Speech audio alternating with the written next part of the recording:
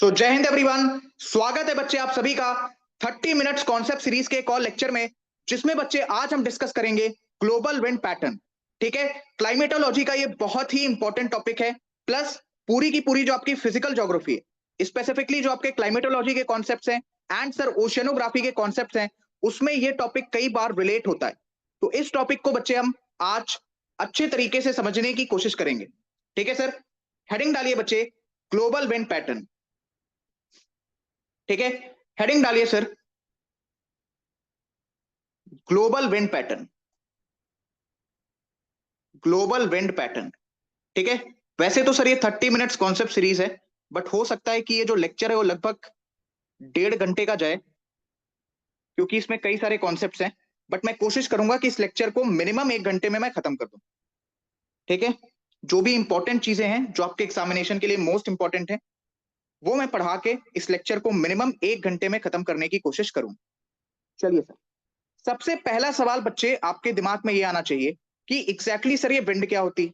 ठीक है, जो मैं आपको आज की क्लास में एक्सप्लेन करने वाला, बट उससे पहले बच्चे ग्लोबल विंड पैटर्न को पढ़ने से पहले आप एक लाइन अपनी कॉपी के अंदर नोट कर लीजिए। ठीक है, बिल्कुल देसी लैंग्वेज में सर, नो इंग्लिश। ठीक है, चलिए, हवा जहां से आती है, हवा जहां से आती है वहां से उसका नाम पड़ता है, वहां से उसका नाम पड़ता है।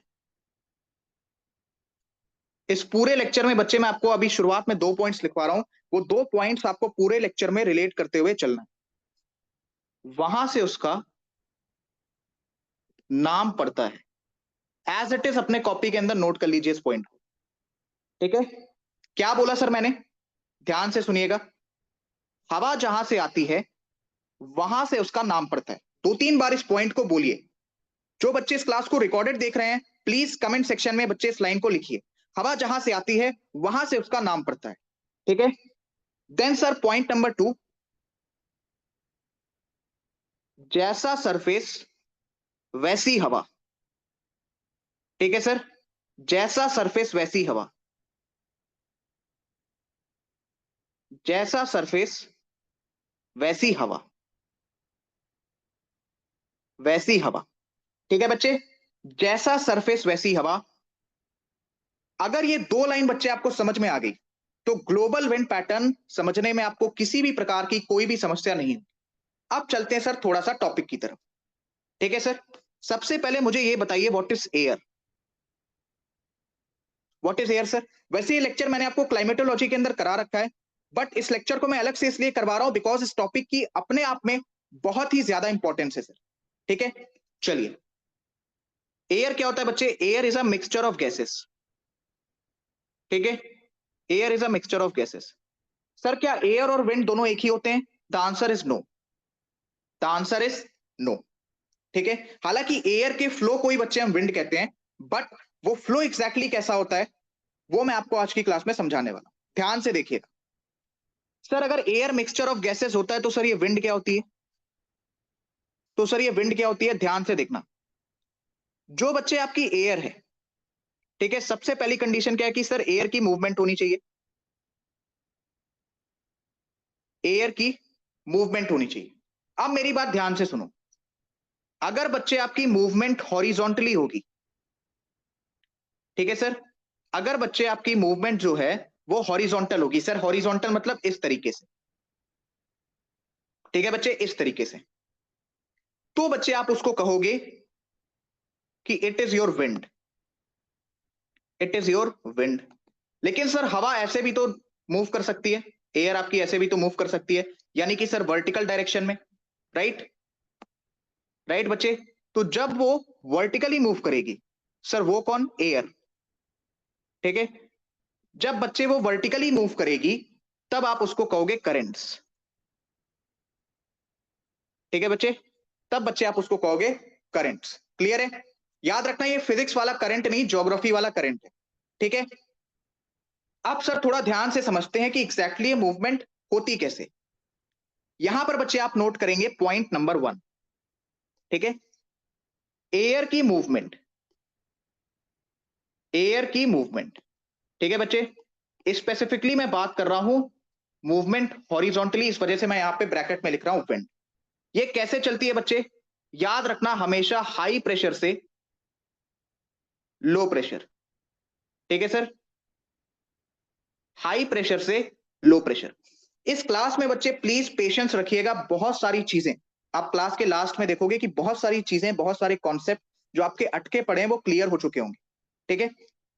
चलिए मैं आपके लिए यहां पर कुछ कंडीशंस बना रहा हूं, इन कंडीशंस का आंसर मुझे बच्चे कमेंट सेक्शन के अंदर चाहिए, ठीक है। चलिए सपोज सर ये आपका पॉइंट ए, ये सर आपका पॉइंट बी, ठीक है, point A and point B. दोबारा बनाता हूं सर, दोबारा बनाता हूं sir, point C and point D, ठीक है, point C and point D. Sir मैं आपसे कह रहा हूं कि पॉइंट ए में जो है हवा बहुत ज्यादा है, उसके जो कण हैं, जो मॉलिक्यूल्स हैं वो बहुत ज्यादा है, ठीक है। तो यहां पर बच्चे कैसा प्रेशर है सर, हाई प्रेशर है। और यहां पे सर उतने मॉलिक्यूल्स नहीं है, उतनी हवा नहीं है, तो यहां पे बच्चे लो प्रेशर है। दूसरी कंडीशन में बच्चे मैं आपसे क्या कह रहा हूं कि यहां पर भी आपको हाई प्रेशर देखने को मिल रहा है सर, और यहां पर भी बच्चे आपको हाई प्रेशर देखने को मिल रहा है। हाई प्रेशर यानी कि जो एयर के आपके मॉलिक्यूल्स हैं, जो कण हैं, वो काफी ज्यादा अमाउंट में है। मुझे बताइए ए से बी में हवा चलेगी या फिर सी से डी में हवा चलेगी? पॉइंट नंबर 1 में बच्चे आपको हवा देखने को मिलेगी या सर पॉइंट नंबर 2 में? ऑब्वियस सी बात है सर, अभी मैंने आपको ऊपर पॉइंट लिखवाया कि एयर की मूवमेंट जो कि हॉरिजॉन्टल हो रही है, जिसको बच्चे हम विंड कह रहे हैं, वो हाई प्रेशर से लो प्रेशर की तरफ मूव करती है। यानी कि सर पॉइंट नंबर 1 में हमें क्या देखने को मिलेगी सर, विंड की फ्लो देखने को मिलेगी, यानी कि सर विंड का प्रवाह देखने को मिलेगा, ठीक है बच्चे। अब सुनिए क्वेश्चन नंबर 1। क्वेश्चन कैसे पूछेगा कि मुझे बताओ ये मूवमेंट हो क्यों रही,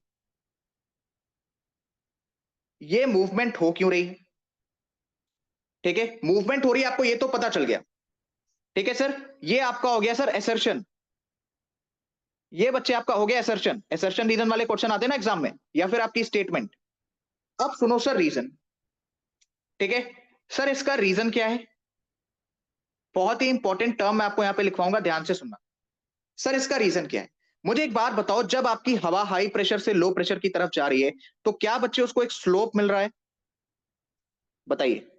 सबसे पहले तो सर यहां पे किसी भी प्रकार की हवा की मूवमेंट नहीं होगी। क्यों सर? क्योंकि दोनों जगह पे प्रेशर आपके बराबर है, राइट। दोनों जगह पे बच्चे आपके प्रेशर बराबर है। कहीं पर लो प्रेशर नहीं है तो हवा जाएगी कहां? ना इधर से जा पाएगी ना इधर से जा पाएगी, ठीक है। तो पॉइंट नंबर 2 में किसी भी प्रकार की विंड मूवमेंट आपको देखने को नहीं मिलेगी। हिंदी मीडियम बच्चे, हवा का प्रभाव आपको पॉइंट नंबर 2 में आपको देखने को नहीं मिलेगा, ठीक है। डन है बच्चे? आप सुनिए सर, यहां पे पॉइंट नंबर 1 में हवा आपकी क्यों फ्लो कर रही है? बिकॉज सर उसको एक स्लोप मिला है, ठीक है। उसको बच्चे एक स्लोप मिला है। स्लोप को ज्योग्राफी की भाषा में बच्चे हम कहते हैं ग्रेडियंट, ठीक है सर। स्लोप को बच्चे हम ज्योग्राफी की भाषा में कहते हैं सर ग्रेडियंट। अच्छा ये ग्रेडियंट है किसका? यहां पर सर बात किसकी हो रही है? सर यहां पर बात हो रही है प्रेशर की, यहां पर बात हो रही है सर प्रेशर की। बच्चे यहीं से आपका टर्म आ जाता है प्रेशर ग्रेडियंट, यहीं से बच्चे आपका टर्म आ जाता है सर प्रेशर ग्रेडियंट, ठीक है। तो हवा बच्चे आपकी मूव कर रही है from high pressure to low pressure. Sir reason, ये तो आपका असर्शन हो गया। सर रीजन क्या है बच्चे? Presence of pressure gradient, presence of pressure gradient, ठीक है बच्चे, प्रेजेंस ऑफ प्रेशर ग्रेडियंट। समझ में आ गया? बताइए बच्चे, इतना कॉन्सेप्ट आपको समझ में आ गया? Presence of pressure gradient. Sir gradient का क्या मतलब है कि हवा को मूव करने के लिए ये एक स्लोप मिल रहा है। सर ये स्लोप है किस चीज का? हम यहाँ पे बात किसकी कर रहे हैं? सर प्रेशर की बात कर रहे हैं। एक साइड सर आपका हाई प्रेशर है, सर एक साइड आपका लो प्रेशर है। तो सर हमें अल्टीमेटली ग्रेडियंट मिल रहा है, स्लोप मिल रहा है, ठीक है सर। वो किसका है? प्रेशर का है। तो बच्चे आपका टर्म आ जाएगा यहां से प्रेशर ग्रेडियंट। तो अब आप सर यहां से एक क्वेश्चन अपना प्रिपेयर कर लीजिए कि हवा मूव करती है सर हाई प्रेशर से low pressure, reason being pressure gradient, reason being sir pressure gradient, ठीक है सर। समझ में आया? कई बार आपको वो थोड़ा सा कंफ्यूज करने के लिए क्या कहेगा कि जो विंड की मूवमेंट होती है ना, विंड की बच्चे जो मूवमेंट होती है sir, it is due to barometric slope, confuse मत होना, ठीक है। It is due to barometric slope. Wind की बच्चे जो मूवमेंट होती है sir, it is due to barometric slope. अब आधे से ज्यादा बच्चे इसमें कंफ्यूज हो गए होंगे, लेकिन जो भी बच्चे क्लास को ध्यान से सुन रहे हैं, थोड़ा सा बच्चे, थोड़ा सा, बहुत थोड़ा सा अपना ब्रेन यूज करिए। सर बैरो वर्ड हम किसके लिए यूज करते हैं सर? प्रेशर के लिए तो यूज करते हैं, ठीक है। बैरोमेट्रिक वर्ड बच्चे हम प्रेशर के कंसेप्ट में यूज करते हैं, राइट। और स्लोप मतलब ग्रेडियंट। तो अल्टीमेटली बच्चे अगर वो आपको प्रेशर ग्रेडियंट की जगह बैरोमेट्रिक स्लोप भी देता है तो आपको कंफ्यूज नहीं होना है, ठीक है। मैं उम्मीद करता हूं कि आप इतनी रिलेटिविटी बना पा रहे हैं। इतना समझ में आ गया सर? बताइए बच्चे, इतना समझ में आ गया? अब देखो इसमें पॉइंट नंबर 3, ठीक है। अब देखिए बच्चे इसमें पॉइंट नंबर 3, यहां पर मैं आपके लिए एक डायग्राम वापस से बना रहा हूं, ठीक है सर। मेरी बातों को ध्यान से सुनिएगा। सपोज बच्चे पॉइंट नंबर ए पे है सर आपका हाई प्रेशर, एंड बच्चे पॉइंट नंबर बी पे है सर आपका लो प्रेशर, ठीक है। पॉइंट नंबर ए पे है बच्चे आपका high pressure, and point number B पे है बच्चे आपका low pressure. Sir high pressure से हवा हमेशा दूर भागती है। क्या लाइन बच्चे आपको लिखनी है? हाई प्रेशर से हवा हमेशा दूर भागती है। तो सर दूर भागने को, यानी कि सपोज यहां पे आपका हाई प्रेशर है, सर हवा इससे दूर जा रही है, ठीक है सर। हवा इससे दूर जा रही है बच्चे, इसके लिए मैं यहाँ पे टर्म यूज करूंगा, दैट इज हवा यहां से दूर जा रही है, दैट इज डाइवर्ज हो रही है। तो बच्चे याद रखना, हाई प्रेशर पे आपको क्या देखने को मिलेगा सर? डाइवर्जेंस देखने को मिलेगा। लेकिन सर जहां पर भी हमें लो प्रेशर देखने को मिलता है, वहां पर तो सर आसपास से हवाएं आती हैं, ठीक है। वहां तो सर आसपास से हवाएं आती हैं, यानी कि बच्चे लो प्रेशर पे हवा इकट्ठी हो रही है। लो प्रेशर पे बच्चे हवाएं आपकी एकत्रित हो रही हैं, इकट्ठी हो रही हैं, ठीक है। यानी कि सर ज्योग्राफी की भाषा में मैं कहूंगा low pressure is associated with convergence. Sir वहां पे आपकी हवा आके इकट्ठी हो रही है, यानी कि सर कन्वर्जेंस आपको देखने को मिल रहा है, राइट। क्या देखने को मिल रहा है सर? कन्वर्जेंस देखने को मिल रहा है। तो ये पॉइंट भी बच्चे आप याद रखेंगे कि high pressure is associated with divergence, वहीं पर बच्चे low pressure is associated with convergence. इतना बच्चे आपको समझ में आ गया? मैं उम्मीद करता हूं कि बच्चे इतना कॉन्सेप्ट आपको समझ में आ गया हो, ठीक है सर। किसी भी बच्चे को अगर कंफ्यूजन है कि सर एग्जैक्टली हम क्या पढ़ रहे हैं, बच्चे एग्जैक्टली हम इसी डायग्राम को समझने की कोशिश करेंगे। एट लास्ट में पूरा का पूरा आपका कंक्लूजन इसी डायग्राम के बेसिस पर निकलेगा, ठीक है। तो इतना पॉइंट बच्चे आपको क्लियर है? पॉइंट नंबर 1 बच्चे हमने क्या लिखा, पॉइंट नंबर 2 बच्चे हमने क्या लिखा, उसके बाद सर पॉइंट नंबर 3 हमारा हो गया, पॉइंट नंबर 4 बच्चे हमारा हो गया, क्वेश्चन नंबर 1 बच्चे मैंने आपको बता दिया। उसके बाद बच्चे हमने अपना लिख लिया पॉइंट नंबर 5, ठीक है सर। पॉइंट नंबर 5, इस पॉइंट को भी बच्चे आप ध्यान में रखें। चलिए अब डालिए बच्चे point number 6, that is atmospheric circulation, that is atmospheric circulation. आप एक चीज को ऑब्जर्व करिए कि सिर्फ एक सिंगल टॉपिक से, एक ग्लोबल विंड पैटर्न से आपके कितने सारे कॉन्सेप्ट क्लियर हो रहे हैं, ठीक है सर। और अगर मैं आपको डायरेक्ट ग्लोबल विंड पैटर्न पढ़ाता कि देखो इधर लो प्रेशर इधर हाई प्रेशर, ऐसे विंड चल रही वैसे विंड चल रही, तो आपके कुछ भी समझ में ना आता, ठीक है। लेकिन मैं उम्मीद कर रहा हूं बच्चे कि आपको हर एक चीज समझ में आ रही हो। अगर आ रही है सर तो प्लीज कमेंट सेक्शन में अपना एक छोटा सा फीडबैक लिख दीजिए, ठीक है सर। जैसा भी आपको क्लास के बारे में लग रहा है आप लिख सकते हैं। चलिए सर आगे बढ़ते हैं। बच्चे इस कॉन्सेप्ट को ध्यान से समझिएगा, कॉन्सेप्ट का नाम है एटमॉस्फेरिक सर्कुलेशन, ठीक है सर। कॉन्सेप्ट का नाम है बच्चे एटमॉस्फेरिक सर्कुलेशन। अब मेरी बात ध्यान से सुनना। सर एटमॉस्फेयर में आपको सन मिलेगा, बात तो सही है सर। सन से रेज आ रही हैं, ठीक है। सन से बच्ची रेज आ रही हैं, तो जो आपकी धरती है वो कैसी हो जाएगी सर? गर्म हो जाएगी, इंसोलेशन। ड्यू टू इंसोलेशन, ठीक है, जो आपकी ये सतह है बच्चे वो कैसी हो जाएगी? वार्म, गर्म हो जाएगी सर, ठीक है। Warm, right. इंसोलेशन मतलब बच्चे सर सूर्य ताप, ठीक है। इंसोलेशन मतलब बच्चे सूर्य ताप, सूर्य से आने वाली गर्मी, राइट। समझ में आ गया? चलिए सर उसकी वजह से आपकी जो धरती है वो गर्म हो गई, राइट। याद रखना जैसा सरफेस होगा उससे लगी हुई हवा भी बच्चे वैसी ही हो जाएगी, यानी अगर आपका सरफेस गर्म है तो उससे लगी हुई जो हवा है वो भी बच्चे गर्म हो जाएगी, ठीक है सर। वो भी बच्चे आपकी गर्म हो जाएगी। सर वार्म हो गया तो यानी कि मैं कह सकता हूं कि यहां पर बच्चे आपको हाई टेम्परेचर देखने को मिल रहा है। बताइए सर, यहां पे आपका तापमान बढ़ गया, यानी कि बच्चे आपको गर्म हवा देखने को मिलेगी सर। गर्म हवा बच्चे आपको देखने को मिलेगी, ठीक है। गर्म हवा बच्चे आपको देखने को मिलेगी। इस पॉइंट को प्लीज रिलेट करिए, इस पॉइंट को बच्चे प्लीज रिलेट करिए। जैसा सरफेस वैसी हवा। सरफेस कैसा है बच्चे? सरफेस सर गर्म है तो हवा कैसी होगी बच्चे? गर्म हो जाएगी, ठीक है। गर्म हवा के कारण बच्चे यहां पे कैसा प्रेशर बनेगा सर? बताइए। आप सुनो, ये प्रेशर बन कैसे रहा है, ठीक है। कैसा प्रेशर बनेगा ये हम थोड़ा सा बाद में देखेंगे। अब सुनो प्रेशर आपका बन कैसे रहा है। जो आपकी गर्म हवा है बच्चे, उसका नेचर कैसा होता है कि वो ऊपर उठती है सर, ठीक है। जो आपकी गर्म हवा है सर, इट विल राइज, ठीक है, राइज अपवर्ड्स, यानी कि सर ऊपर उठेगी, राइज अपवर्ड्स, ठीक है बच्चे, ऊपर की तरफ उठेगी। अब सुनो, सपोज ये आप हो, ठीक है। अब आप जो भी हो, अगर मेल हो तो ये आप हो गए, और अगर बच्चे आप फीमेल हो तो ये लो, ठीक है। अब सुनिए, सपोज बच्चे मैंने आपके ऊपर एक पत्थर रख दिया, ठीक है। अगर मैं वो पत्थर आपके ऊपर से उठाऊंगा तो आपको हल्का महसूस होगा, आपके ऊपर से प्रेशर कम होगा, ठीक है बच्चे।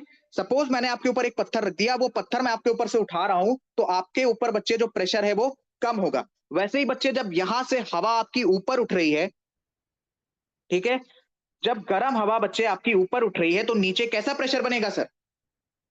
प्रेशर कम हो रहा है, यानी कि सर लो प्रेशर बनेगा। कैसा प्रेशर बनेगा सर? हमें लो प्रेशर देखने को मिलेगा, ठीक है बच्चे।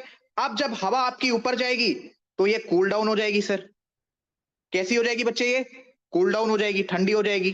क्यों सर? अरे भैया टेम्परेचर तो कम हो रहा है ना आपका, टेम्परेचर आपका धीरे धीरे कम हो रहा है, राइट। हवा आपकी जैसे जैसे ऊपर जाती जाएगी वो कूल डाउन हो जाएगी। अब बच्चे जब वो कूल डाउन होगी तो ठंडी हवा का स्वभाव होता है नीचे बैठने का। ठंडी हवा का बच्चे स्वभाव कैसा होता है सर? नीचे बैठने का, राइट। इतना समझ में आया? अब सुनो, हवा कहां पे जा रही है सर? ऊपर जा रही है, ठीक है। यानी कि इस पर्टिकुलर एरिया में सपोज आपकी हवा जा रही है, मैंने आपके ऊपर एक पत्थर रख दिया तो सर आपके ऊपर हाई प्रेशर आएगा। वैसे ही अगर किसी एरिया में हवा पहुंच रही है, किसी एरिया में हवा आ रही है बच्चे, तो वहां पर क्या होगा सर? किसी एरिया में अगर आपकी हवा जा रही है, बेसिकली आ नहीं रही है, जा रही है, ठीक है। किसी एरिया में बच्चे अगर आपकी हवा जा रही है, वहां पर कैसा प्रेशर डेवलप हो जाएगा सर? High pressure. कैसा प्रेशर बच्चे आपका डेवलप हो जाएगा सर? हाई प्रेशर डेवलप हो जाएगा। पॉइंट टू बी नोटेड, मैं एक बार रिपीट कर रहा हूं, ठीक है। सर गर्म हवा है, नीचे से ऊपर उठेगी, पत्थर मैंने आपके सर से ऊपर उठा लिया, सर बनेगा लो प्रेशर, ठीक है। अब सर हवा ऊपर जा रही है, जिस एरिया में जा रही है बच्चे वहां पर कुछ अपना दबाव लगाएगी, कुछ प्रेशर लगाएगी, तो वहां पर बच्चे बनेगा आपका हाई प्रेशर, ठीक है। अब ठंडी हवा का स्वभाव होता है बच्चे नीचे बैठने का, ठीक है। तो हाई प्रेशर से हवा आपकी नीचे बैठेगी, हाई प्रेशर से बच्चे आपकी हवा जो है नीचे बैठेगी, राइट। नीचे बैठेगी सर, बिल्कुल सही बात है सर। हाई प्रेशर से आपकी जो हवा है वो नीचे बैठेगी, ठीक है सर। पत्थर आपके सर के ऊपर आ रहा है, नीचे बैठ रही है हवा, ठीक है। पत्थर मैंने आपके सर के ऊपर रख दिया सर, एग्जाम्पल से समझो। वैसे ही सर हवा नीचे बैठ रही है तो क्या बन रहा है भैया? हाई प्रेशर बन रहा है सर। इसको मैं अभी रेस कर रहा हूं, ठीक है, ध्यान से समझना। यहां पे सर हाई प्रेशर बन गया, और इस डायग्राम को मैं थोड़ा सा आपके लिए बढ़ा देता हूं। बढ़ा दिया सर, ठीक है, बढ़ा दिया सर। यहां पर भी बच्चे हाई प्रेशर बन गया। कैसे? हवा नीचे बैठ रही है सर, सिंपल है। हवा जो है सर आपकी वो नीचे की तरफ बैठ रही है, ठीक है। अब सुनो सर, बीच में आपका लो प्रेशर, किनारे हाई प्रेशर, किनारे high pressure. Sir high pressure से हवा किस तरफ जाती है सर? लो प्रेशर की तरफ जाती है। इसका मैं आपके लिए कलर चेंज कर देता हूं ताकि आपको थोड़ा बेटर तरीके से चीजें समझ में आए। व्हाइट से कर देता हूं बच्चे, ठीक है। हाई प्रेशर से हवा कैसे जाती है सर? लो प्रेशर की तरफ। हाई प्रेशर से बच्चे हवा कैसे जाती है सर? लो प्रेशर की तरफ जाती है, ठीक है। लो प्रेशर की तरफ जाती है। तो सर यहां पर विंड का मूवमेंट कहां से कहां हो रहा है सर? बताइए। क्या ये जो ऊपर उठ रही थी ये विंड है सर? नहीं बच्चे, ये आपकी करंट्स हैं, ठीक है, ये बच्चे आपकी करंट्स हैं। क्यों सर? क्योंकि यहां पर आपको वर्टिकल मूवमेंट देखने को मिल रहा है, लेकिन सर ये जो हॉरिजॉन्टल मूवमेंट है पॉइंट ए से लेके पॉइंट बी तक, ठीक है, जो पॉइंट ए से शुरू हो रहा है एंड आपका पॉइंट बी से शुरू हो रहा है बच्चे, ये है हॉरिजॉन्टल मूवमेंट। कौन सी मूवमेंट बच्चे? Horizontal movement. और इसी प्रकार से एटमॉस्फेयर में आपकी हवा चलती है, जिस टॉपिक को बच्चे हम जानते हैं एटमॉस्फेरिक सर्कुलेशन के नाम से। क्या आपको एटमॉस्फेयर का ये पैटर्न समझ में आया कि एग्जैक्टली सर हवा कैसे चल रही है? वापस मैं आपके लिए चीजें ड्रॉ कर रहा हूं, इस स्टेप को ध्यान से समझ लेना। एक बार मैं चीजें वापस रिपीट कर रहा हूं, इस स्टेप को बच्चे ध्यान से समझ लेना, ठीक है? जो बच्चे सो रहे थे एक बार वापस देखो। सर सूर्य से आपकी गर्मी आएगी, सरफेस आपकी कैसी हो जाएगी सर? गर्म हो जाएगी, ठीक है? सरफेस बच्चे आपकी कैसी हो जाएगी सर? गर्म हो जाएगी। हाई टेम्परेचर, गर्म सरफेस, जैसी सतह वैसी हवा, जैसा सरफेस वैसी हवा। सर इससे लगी हुई आपकी हवा भी गर्म हो गई। गर्म हवा का स्वभाव है सर ऊपर उठने का, ठीक है? जब गर्म हवा बच्चे आपकी ऊपर गई तो बेसिकली क्या हो गया सर? वो कूल डाउन हो गई ड्यू टू लो टेम्परेचर, ठीक है? टेम्परेचर में डिक्रीज के कारण बच्चे आपकी जो ठंडी हवा है वो कूल डाउन हो गई। सर ऊपर क्योंकि हवा जा रही है तो वहां पर क्या बनेगा बच्चे? High pressure. नीचे है सर आपका लो प्रेशर। ठंडी हवा का स्वभाव होता है कि बच्चे वो नीचे बैठेगी, नीचे बैठ रही है सर, ठीक है? यहां पर बना बच्चे आपका हाई प्रेशर, यहां पर बना बच्चे आपका हाई प्रेशर।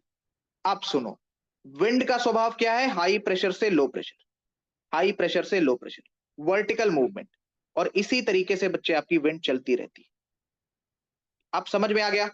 क्या एटमॉस्फेरिक सर्कुलेशन हर एक बच्चे को समझ में आ गया? क्या बच्चे एटमॉस्फेरिक सर्कुलेशन हर एक बच्चे को समझ में आ गया?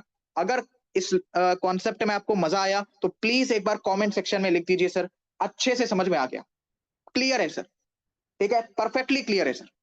जो भी आपको इंग्लिश आती है आप उसमें लिख सकते हैं। मैं तो हिंदी मीडियम का हूं, मुझे बहुत इंग्लिश आती नहीं, लेकिन जो भी बच्चे आपको इंग्लिश आती है आप उसमें लिख सकते हो, ठीक है? मैं ट्रांसलेट करके पढ़ लूंगा। चलिए जोक्स अपार्ट, नहीं भाई इतनी इंग्लिश आती है, ये आपके कमेंट्स में समझ सकता हूं।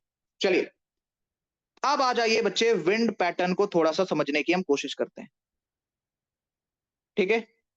विंड पैटर्न को बच्चे हम थोड़ा सा समझने की कोशिश करते हैं। चलो डायग्राम बना ले सर, बिल्कुल बना लीजिए सर, डायग्राम बना लेते हैं, ठीक है? लेट्स मेक अ डायग्राम, ठीक है sir, let's make a diagram. Diagram में बच्चे मैं सबसे पहले बना देता हूं इक्वेटर, ठीक है सर?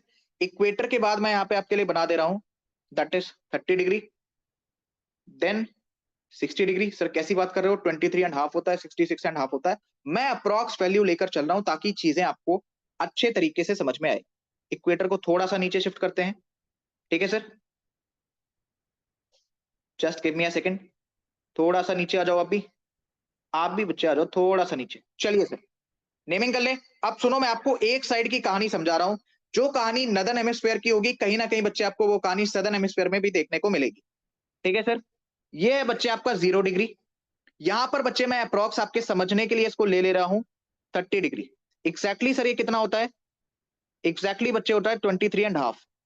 ये होता है सर 66.5, बट आपके समझने के लिए मैं यहाँ पे 60 डिग्री ले रहा हूं। And then at poles it is 90 degree, ठीक है? सिमिलर केस बच्चे आपका नीचे भी बनेगा, ठीक है? सिमिलर केस बच्चे आपका नीचे भी बनेगा। पहले एक साइड का केस हम समझते हैं, ठीक है? पहले बच्चे हम एक साइड का केस समझते हैं। चलिए मुझे एक बात बताओ, क्या बताएं सर? जो आपका इक्वेटर है, ठीक है बच्चे, जो आपका इक्वेटर है सर, क्या उस पे जो सनलाइट है वो ज्यादा आती है? बात तो सही है सर। तो मुझे एक चीज बताइए, सबसे ज्यादा सनलाइट आपको किस पॉइंट पर देखने को मिलेगी? Answer in the comment section. Point A, point B, point C या फिर point D? Sir the answer is, बताइए जल्दी से, आई एम वेटिंग। 1 2 3, क्लियर है? चलिए द आंसर इज इक्वेटर पे सर। इक्वेटर पे सर आपकी सबसे ज्यादा सनलाइट आ रही है, यानी कि सर मैं टर्म यूज कर सकता हूं कि इक्वेटर पे जो इंसोलेशन रेट है वो आपका काफी ज्यादा हाई है। जो बच्चे इंसोलेशन रेट है वो इक्वेटर पे बच्चे आपको सबसे ज्यादा देखने को मिलेगा, बिकॉज वहां पर आपकी जो सनलाइट है वो काफी ज्यादा मात्रा में पहुंच रही है। सर ये 0 डिग्री बच्चे आपका इक्वेटर है, अगर किसी बच्चे को ये कंफ्यूजन हो तो। ये 0 डिग्री बच्चे आपका क्या है? इक्वेटर। अब कंसेप्ट को ध्यान से समझते रहिएगा, ठीक है? सर सनलाइट आपकी सबसे ज्यादा कहां पर जा रही है सर? सबसे ज्यादा बच्चे आपकी आ रही है इक्वेटर के ऊपर, तो मैं इसको इस तरीके से बना दे रहा हूं। दीज आर योर सनलाइट, या let me draw it perfectly. These are your sunlight. सबसे ज्यादा बच्चे आपकी इक्वेटर पर आ रही। तो मुझे एक बात बताओ, क्या इक्वेटर पर, क्या इक्वेटर पर बच्चे, मैं यहां पे इक्वेटर मिटा रहा हूं, आई होप आप 0 डिग्री से चीजों को समझ पाएंगे। मुझे एक बात बताओ, क्या इक्वेटर पर बच्चे गर्मी रहेगी? The answer is yes sir. बिल्कुल सर, गर्मी रहेगी। क्यों गर्मी रहेगी सर, वो भी बताइए। क्योंकि सर सबसे पहली बात तो है direct insolation. Sir insolation rate यहां पर बहुत ज्यादा हाई है, ठीक है? इंसोलेशन रेट बच्चे यहां पर क्या है? बहुत ज्यादा हाई है सर। आप मेरी बात ध्यान से सुनो, वापस इसी कॉन्सेप्ट को रिलेट करिएगा, एटमॉस्फेरिक सर्कुलेशन वाला। तो क्या इक्वेटर पर बच्चे आपको हाई टेम्परेचर देखने को मिलेगा? क्या इक्वेटर पर बच्चे आपको हाई टेम्परेचर देखने को मिलेगा? ठीक है सर, क्या इक्वेटर पर बच्चे आपको हाई टेम्परेचर देखने को मिलेगा? The answer is yes. Sir अगर टेम्परेचर हाई है तो इक्वेटर की जो सतह है ये भी बच्चे आपकी गर्म हो जाएगी, सतह यानी जो सरफेस है। यानी कि बच्चे इक्वेटर सरफेस, इक्वेटर का बच्चे जो सरफेस है वो भी आपका कैसा हो जाएगा सर? गर्म हो जाएगा, हॉट, या फिर मैं यहां पे वार्म लिख दे रहा हूं, ठीक है सर? इक्वेटर का आपका सरफेस भी कैसा हो जाएगा बच्चे? वार्म। क्लियर है सर? जैसा सरफेस वैसी हवा, वार्म सरफेस वार्म हवा, या फिर हॉट एयर, या फिर आप इसको वार्म एयर लिख सकते हो, warm air. Sir warm air यानी कि वो ऊपर की तरफ उठेगी, air will rice, air will rice. Sir जब हवा ऊपर की तरफ उठेगी यानी कि वहां पर बेसिकली कैसा प्रेशर जोन बनेगा? एलपी, यानी कि सर लो प्रेशर जोन। तो बच्चे इक्वेटर पे आप याद रखेंगे एक बात, कि आपको लो प्रेशर देखने को मिलेगा। क्यों देखने को मिलेगा, ये कंसेप्ट मैंने आपको रिलेट करा दिया है। नहीं समझ में आया, वीडियो को थोड़ा सा बैक करिए, समझ में आ जाएगा। दोबारा से रिपीट करूंगा बच्चे तो लेक्चर आपका 1.5 से 2 घंटे का हो जाएगा।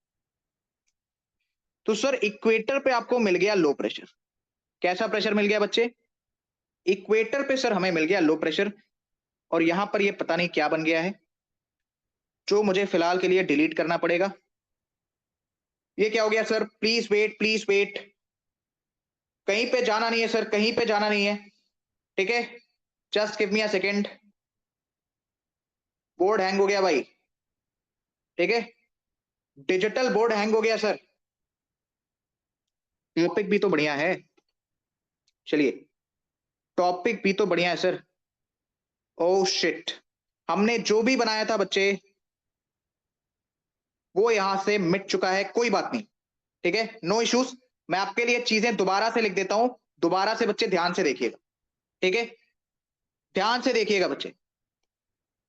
सर इक्वेटर है, चलो, शायद किस्मत यही चाहती थी कि एक बार मैं इस टॉपिक को दोबारा से आपको समझाऊं। तो जिन बच्चों को समझ में आ गया बहुत अच्छी बात है, जिन बच्चों को नहीं समझ में आया एक बार दोबारा से इस कंसेप्ट को देख लो। सर इक्वेटर पर जो इंसोलेशन है, यानी कि सबसे पहले मैं यहाँ पे सनलाइट लिख रहा हूं, ठीक है सर? सबसे पहले बच्चे मैं यहाँ पे आपके लिए सनलाइट लिख रहा हूं। इक्वेटर पे बच्चे जो आपकी सनलाइट है वो डायरेक्ट पहुंचती है, यानी कि सर इक्वेटर पे जो इंसोलेशन है, इक्वेटर पे बच्चे जो इंसोलेशन है वो आपकी ज्यादा होगी। यस, डायग्राम बना देते हैं सर। इक्वेटर पे आपकी जो इंसोलेशन है वो डायरेक्ट आ रही है, ठीक है? इक्वेटर पे बच्चे आपकी जो इंसोलेशन है, इसको मैं रेड कलर से भी कर दे रहा हूं। इक्वेटर पे बच्चे आपकी जो इंसोलेशन है वो डायरेक्ट आ रही है सर, ठीक है? अब इससे होगा क्या, मेरी बात ध्यान से सुनना। इससे बच्चे होगा क्या, मेरी बात ध्यान से सुनना। सर ये आपका इक्वेटर है, ठीक है सर? वहां पे बेसिकली क्या हो रहा है सर? डायरेक्ट इंसोलेशन आ रही है, क्या बेसिकली मैं लिख देता हूं कि insolation rate is very high, insolation rate is very high, right sir. तो मुझे एक बात बताओ, क्या बच्चे वहां पर गर्मी पड़ेगी? बिल्कुल पड़ेगी सर। क्यों पड़ेगी sir? Because of high temperature. Sir high temperature क्यों है? Due to high insolation, high temperature, ठीक है सर, हाई टेम्परेचर। यानी कि सर वहां का जो सरफेस है, यानी इक्वेटर का जो सरफेस है दिस वन, ये भी बच्चे आपका कैसा हो जाएगा? Warm surface of equator, warm surface of equator, right, warm surface of equator. अब आप वो लाइन याद करिए जो मैंने आपको शुरू में लिखवाई है, जैसी सतह वैसी हवा, जैसी सरफेस वैसी हवा, warm surface warm air, warm air, ठीक है सर। वार्म एयर का स्वभाव कैसा होता है कि वो ऊपर उठेगी, विल राइज, राइजिंग अपवर्ड्स, ठीक है, ऊपर उठेगी सर। जब ऊपर उठेगी बच्चे तो कैसा प्रेशर जोन डेवलप होगा? लो प्रेशर जोन, ठीक है। तो इक्वेटर पे मैं सिर्फ मार्क कर रहा हूं कि इक्वेटर पे बच्चे आपको कैसा प्रेशर जोन देखने को मिलेगा sir? Low pressure zone. Equator पे बच्चे आपको कैसा प्रेशर जोन देखने को मिलेगा सर? Low pressure zone.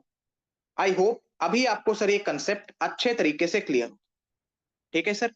अभी बच्चे आपको ये कंसेप्ट अच्छे तरीके से क्लियर होगा। इतना समझ में आया? बताइए सर, क्या आपको इतना समझ में आया? क्लियर है सर? अब सुनो, अब मेरी बात ध्यान से सुनना।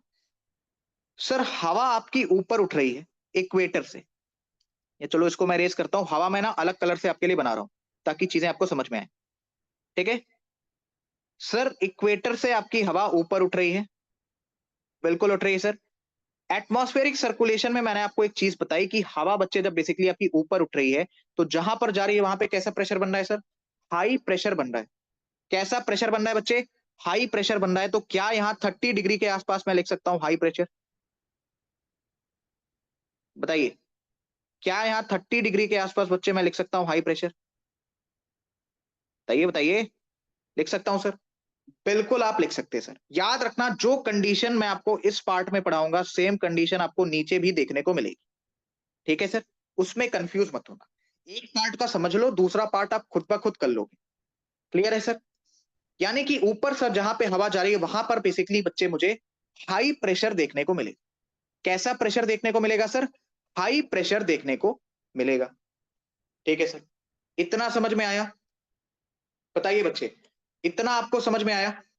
आप सुन, हवा कैसे चलती है बच्चे? एनीवन? हवा कैसे चलती है बच्चे? हाई प्रेशर से लो प्रेशर।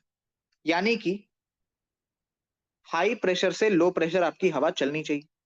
हालांकि चलो पहले इस कंसेप्ट को हम कंप्लीट करते हैं, उसके बाद आगे बढ़ते हैं। याद रखना, अगर कोई आपसे पूछे 30 डिग्री पे हाई प्रेशर क्यों बनना, तो आप बता ले जाओगे सर इक्वेटर से आपकी हवा ऊपर उठ रही है। जब हवा आपकी ऊपर उठ रही है तो क्या होगा? जहां पर जाएगी वहां पर हाई प्रेशर बनेगा। तो 30 डिग्री के आसपास जा रही है तो वहां पर हाई प्रेशर बन रहा है, ठीक है सर। ठीक है सर, 30 डिग्री के आसपास जा रही है तो वहां पर कैसा प्रेशर बन रहा है सर? आपका हाई प्रेशर बन रहा है। क्लियर हो गया एवरीवन? क्लियर हो गया सर? चलिए अब सुनो, 60 डिग्री पे बच्चे, अच्छा सुनो, 90 डिग्री दैट इज पोल्स। मुझे एक बात बताओ, पोल्स पे आपको कैसा प्रेशर देखने को मिलेगा सर? पोल्स पे सर जायज सी बात है, जो हमारा टेम्परेचर है वो बहुत ही ज्यादा कम है, राइट। पोल्स पे बच्चे हमारा जो टेम्परेचर है वो बहुत ही ज्यादा कम है, बहुत ही ज्यादा कम है सर। तो जो आपकी हवा है वो पोल पे जाके कैसी हो जाएगी सर? Cool down. और ठंडी हवा का जो स्वभाव है वो कैसा है सर? बोर्ड हैंग हो रहा है भाई, है ना? चलो कोई नहीं। ठंडी हवा का जो स्वभाव है वो कैसा है सर? नीचे बैठेगी, सिंक, क्या भैया, एयर। यानी कि सर पोल्स पे मैं आपको क्या समझाना चाह रहा हूं कि एक तो टेम्परेचर बहुत हाई है, ऊपर से जब हवा जा रही है तो कूल डाउन हो जा रही है सर। तो वहां पर बेसिकली बच्चे आपकी जो हवा है वो नीचे बैठेगी। यानी कि बच्चे किस प्रकार का प्रेशर आपको पोल के ऊपर देखने को मिलेगा सर? High pressure. कैसा प्रेशर बच्चे आपको देखने को मिलेगा? पोल्स पे भी बच्चे आपको देखने को मिलेगा हाई प्रेशर। अब सुनो, अब मेरी बात ध्यान से सुनना, most important point of the global wind pattern. 60 degree पे बच्चे मैं आपसे कह रहा हूं कि आपको लो प्रेशर देखने को मिलेगा। अब सुनो क्यों, इसका रीजन सुन लेना, बहुत ही इंपॉर्टेंट है, इसका रीजन बच्चे सुन लेना। सबसे पहले मैं आपको कुछ चीजें समझाने की कोशिश करता हूं। यहां पर बच्चे मैंने आपको एक जगह पे पॉइंट लिखवाया था कि जो आपकी हवा होती है वो बेसिकली हाई प्रेशर से भागती है, डाइवर्ज होती है। हवा सर जो है वो हाई प्रेशर से भागती है, डाइवर्ज होती है, ठीक है। तो एक रीजन तो बच्चे आपका ये हो सकता है कि नीचे भी सर हाई प्रेशर है ना, ऊपर भी हाई प्रेशर, तो सर हवा वहां से आपकी भाग रही है, इस वजह से आपका लो प्रेशर बन गया। रीजन नंबर 2 जो मैं आपको यहां पर लिख के समझा रहा हूं, रीजन नंबर 2 बच्चे जो मैं आपको यहां पर लिख के समझा रहा हूं, पहला रीजन कि सर हवा हाई प्रेशर से भागती है, तो इधर से भी भाग रही, इधर से भी भाग रही, तो बीच में बच्चे आपका लो प्रेशर बन जाएगा, ठीक है। जहां पे आपकी हवा जा रही है वहां पे लो प्रेशर बन रहा है, और जहां पे आपकी देखो, जहां पे हवा पहुंचेगी ऊपर उठ रही है, जहां पे आपकी पहुंचेगी वहां पर हाई प्रेशर बनेगा। बट हाई प्रेशर से भाग रही, हाई प्रेशर से भाग रही तो किसकी तरफ भागेगी? लो प्रेशर की तरफ भागेगी, तभी तो भाई आपकी हवा का फ्लो होगा, राइट। हवा हाई प्रेशर से लो प्रेशर की तरफ भागेगी, तभी तो आपका हवा का फ्लो होगा, विंड की मूवमेंट होगी, प्रवाह होगा, राइट। तो उस लॉजिक से भी बच्चे आप कह सकते हो कि 60 डिग्री के आसपास तो मुझे फिर लो प्रेशर ही मिलना चाहिए। लेकिन अब इसका एग्जैक्ट रीजन सुनो। हाई प्रेशर से, ध्यान से सुनना, मैं आपको यहीं पे समझा रहा हूं, यानी कि सर पोल से जो आपकी हवा आ रही है बच्चे वो ठंडी है। क्यों सर? क्योंकि वहां पे टेम्परेचर वैसा है, वहां की सरफेस वैसी, जैसा सरफेस वैसी हवा। तो सर पोल से आपकी जो हवा आ रही है दैट इज हाई प्रेशर से बच्चे जो आपकी हवा आ रही है वो ठंडी है। बट मुझे एक बात बताओ, हवा ठंडी आपको पॉइंट ए पर मिलेगी या पॉइंट बी पर? सर सबसे ज्यादा पॉइंट ए पर मिलेगी, बिकॉज ये पोल के पास है। पॉइंट बी पर बच्चे हमें उतनी ठंडी हवा देखने को नहीं मिलेगी। क्यों? Y reason? सर इक्वेटर के पास है, सर इक्वेटर के पास है, और इक्वेटर से जो हवा आ रही है वो ऑलरेडी गर्म है, ठीक है। इक्वेटर से जो आपकी हवा आ रही है वो ऑलरेडी गर्म है, यानी कि सर 30 डिग्री के आसपास, अगर मैं आपसे कहूं 30 डिग्री के आसपास जो आपकी हवा है वहां पे हाई प्रेशर तो है सर, बट वहां की जो हवा है वो कंपेरेटिवली गर्म है, कंपेरेटिवली गर्म है। अब आपके अर्थ का रोटेशन हो रहा है, अर्थ का बच्चे रोटेशन हो रहा है, अर्थ का क्या हो रहा है सर? रोटेशन हो रहा है, राइट। तो ये हवा का भी मूवमेंट होगा, ठीक है बच्चे। इस हवा का भी क्या होगा सर? मूवमेंट होगा। जब ये हवा बच्चे आपकी टकराती है, ठीक है, जब कोलिजन होता है तो गर्म हवा ऊपर उठती है, याद रखना। यानी कोल्ड एयर जब टकराएगी और वार्म एयर जब टकराएगी तो warm air will rice, warm air will rice. अब समझ में आया? Warm air will rice, clear है बच्चे? वार्म एयर बच्चे आपकी ऊपर उठेगी। तो इस वजह से भी आप एक ये रीजन कह सकते हो कि सर, रीजन क्या है कि हाई प्रेशर यानी पोल से जो आपकी हवा आ रही है 90 डिग्री से बच्चे जो आपकी हवा आ रही है वो कंपेरेटिवली ठंडी है इन कंपेरेंस टू जो 30 डिग्री से आपकी हवा आ रही है। तो जब इनका कोलिजन होगा तो गर्म हवा ऊपर उठेगी, उस कारण से भी बच्चे आपका यहां पर लो प्रेशर जोन डेवलप हो जाता है। इतना अगर आपको ना समझ में आया हो तो आप सिंपल एक कंसेप्ट याद रख सकते हो कि सर हाई प्रेशर से हवा जो है लो प्रेशर की तरफ भागेगी, और हाई प्रेशर से यानी 30 डिग्री से हवा लो प्रेशर की तरफ भागेगी। तो सर कहीं ना कहीं तो आपको मूवमेंट देखने को मिलेगा, इसी वजह से यहाँ पे बच्चे लो प्रेशर डेवलप हो जाता है।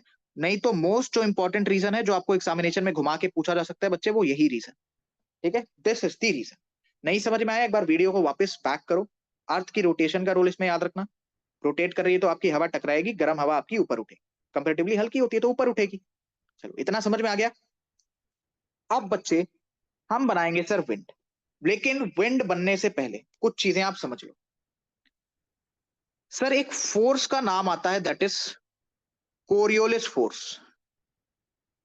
याद रखना, हमें कोरियोलिस फोर्स में पीएचडी नहीं करनी है, सिर्फ उतने ही पॉइंट्स हमें समझने हैं जो जिससे हमारा ग्लोबल विंड पैटर्न हम समझ सकें। ठीक है सर, अब सुनिए होता क्या है बच्चे। ठीक है, होता क्या है बच्चे, जो आपका नदर्न हेमिस्फीयर है, ठीक है, अर्थ के रोटेशन वगैरह के कारण आपकी एक फोर्स लगती है, दैट इज कोरियोलिस फोर्स। आप इतना समझ सकते हो। कोरियोलिस फोर्स है क्या, अगर आपसे कोई ये पूछे ये फोर्स बच्चे है क्या? Force due to earth rotation. मैं फिर कह रहा हूं ये लेक्चर प्लीज छोड़ के जाना मत, बिकॉज बहुत सारे आपके कॉन्सेप्ट इसमें क्लियर होने वाले, और लेक्चर अगर आप छोड़ के गए तो एग्जामिनेशन के बाद आप पछताओगे, क्योंकि ये सिंगल लेक्चर से मैं आपको 2 से 3 सवाल एग्जामिनेशन के बाद दिखाऊंगा। ठीक है सर, क्योंकि इसमें कई सारे आपके कॉन्सेप्ट क्लियर हो रहे होंगे। सर कोरियोलिस फोर्स क्या होती है? ऐसी फोर्स जो अर्थ के रोटेशन की वजह से लग रही है। ठीक है, ऐसी फोर्स जो आपके अर्थ की रोटेशन की वजह से लग रही है। अब सपोज बच्चे ये आपका विंड का डायरेक्शन है, याद रखना मैं बात कर रहा हूं नदर्न हेमिस्फीयर की। ठीक है, नदर्न हेमिस्फीयर की। सर विंड का डायरेक्शन क्या है? जिस साइड मेरी एरो है, जिस साइड बच्चे मेरी एरो है वही बच्चे आपका विंड का डायरेक्शन है। ठीक है सर, यहां पे केस क्या बनेगा? Late me change the colour here, just give me a second. हाँ जी, यहां पर केस क्या बनेगा सुनो। अर्थ के रोटेशन के कारण एक फोर्स लगती है जिसकी वजह से जो हवा है उसको सीधा जाना चाहिए, बट क्योंकि ये कॉन्टिन्यूसली आपका जो अर्थ है वो रोटेट कर रहा है, तो उसके कारण जो फोर्स लगती है उसकी वजह से ये विंड में आपको डिफ्लेक्शन देखने को मिलता है। विंड में बच्चे आपको डिफ्लेक्शन देखने को मिलता है। तो सर याद रखना कोरियोलिस फोर्स करेगी क्या? Wind deflection. Wind deflection. अब आपको सर यही समझना है कि डिफ्लेक्शन होगी कैसे। नदर्न हेमिस्फीयर में याद रखना, नदर्न हेमिस्फीयर में बच्चे आपकी जो कोरियोलिस फोर्स होती है ये हमेशा राइट की तरफ डिफ्लेक्ट करती है। एनएच मतलब नदर्न हेमिस्फीयर, यानी कि बच्चे ये आपका अगर अर्थ है बीच में 0 डिग्री है, ऊपर वाला नॉर्थ हेमिस्फीयर हो गया, नीचे वाला साउथ हेमिस्फीयर हो गया। Simple as that. ठीक है सर, जो बच्चे आपका नदर्न हेमिस्फीयर है उसमें आपकी कोरियोलिस फोर्स राइट की तरफ डिफ्लेक्ट करेगी। अब याद रखना राइट मतलब विंड का जो डायरेक्शन है उसमें राइट। ठीक है, यानी कि अगर मैं यहां पर कहूं तो आपकी जो कोरियोलिस फोर्स है, सपोज हवा आपकी ऐसे जा रही है लेकिन कोरियोलिस फोर्स के कारण वो सीधी नहीं जा पाएगी, थोड़ी सी तिरछी हो जाएगी, राइट की तरफ डिफ्लेक्ट करेगी। तो इस विंड में इसका प्रवाह सर कुछ इस तरीके से है, तो इस विंड का राइट क्या हो जाएगा सर? ये हो जाएगा, यानी हवा बच्चे आपकी इस तरीके से डिफ्लेक्ट करेगी, राइट। लेकिन सर इस केस में आपकी जो विंड है वो इस तरीके से चल रही है। अब जब विंड इस तरीके से, तो इसका राइट ये वाला थोड़ी ना होगा, ये तो इसका लेफ्ट हो जाएगा। इसका राइट क्या होगा बच्चे? ये हो जाएगा, यानी कि ये वाली जो विंड है वो इस तरीके से डिफ्लेक्शन शो करेगी और ऐसे मूव करेगी ड्यू टू कोरियोलिस फोर्स। तो याद रखना विंड अगर डिफ्लेक्शन शो कर रही है तो सर इसमें कोरियोलिस फोर्स का रोल आता है। It is the force applied due to earth rotation. इतना समझ में आ गया, इससे ज्यादा इसमें पीएचडी करने की जरूरत नहीं। सर ये तो हो गया नदर्न हेमिस्फीयर का। What about southern hemisphere? Southern hemisphere में बच्चे क्या होगा? ये जो आपकी कोरियोलिस फोर्स है इसके कारण विंड जो है लेफ्ट डायरेक्शन में डिफ्लेक्ट करेगी। लेफ्ट डायरेक्शन में बच्चे क्या करेगी? डिफ्लेक्ट करेगी। ठीक है, यानी कि सपोज अगर आपकी विंड कुछ इस तरीके से जा रही है इन दी सदर्न हेमिस्फीयर, तो कोरियोलिस फोर्स के कारण उसका जो डिफ्लेक्शन है वो कुछ आपको इस तरीके से देखने को मिलेगा, और विंड सीधी ना जाके इस तरीके से जाएगी। इतना समझ में आ गया? बताइए बच्चे, क्या आपको इतना समझ में आ गया? एवरीवन, क्या बच्चे आपको इतना समझ में आ गया? इतना क्लियर है क्या? इतना क्लियर है? अब सुनिए, जहां से हवा आती है वहां से उसका नाम पड़ जाता है। जहां से हवा आती है वहां से बच्चे क्या हो जाता है? उसका नाम पड़ जाता है। एक छोटा सा मैं आपको डायग्राम बना के चीजें समझा दे रहा हूं, ध्यान से समझना। क्या ये बात हर एक बच्चे को पता है? ये सर आपका नॉर्थ होगा, ये आपका साउथ होगा, ये ईस्ट होगा, ये आपका वेस्ट होगा। पता है? नॉर्थ और ईस्ट के बीच में बच्चे आपको जगह देखने को मिलेगी नॉर्थ ईस्ट। सिमिलरली नॉर्थ और वेस्ट के बीच में आपको जगह देखने को मिलेगी सर नॉर्थ वेस्ट। साउथ और वेस्ट के बीच में बच्चे साउथ वेस्ट। साउथ और ईस्ट के बीच में बच्चे साउथ ईस्ट। नदर्न हेमिस्फीयर में बच्चे क्या सीन है? यानी नॉर्थ वाले इलाके में जो विंड है बच्चे वो आपकी डिफ्लेक्ट हो रही है। ठीक है, विंड है जो बच्चे वो आपकी डिफ्लेक्ट हो रही, राइट, राइट के साइड आपकी जो विंड है वो डिफ्लेक्ट हो रही है। तो सर ईस्टर्ली विंड का डायरेक्शन किस तरीके से बनेगा? अब सर आपने क्या टर्म यूज कर दिया, ईस्टर्ली विंड, अभी आपको समझाता हूँ। ठीक है, अभी बच्चे मैं आपको समझाता हूँ, ध्यान से सुनना। बच्चे ये आपका डायरेक्शन बनेगा, जब आप ये विंड पैटर्न बनाओगे ना इस तरीके से, तो ये बच्चे आपका डायरेक्शन बनेगा ईस्टर्ली विंड का। यानी कि सर ईस्टर्ली विंड जो है आपकी, सुनो ध्यान से सुनना, एक आपकी विंड है सपोज वो नॉर्थ ईस्ट से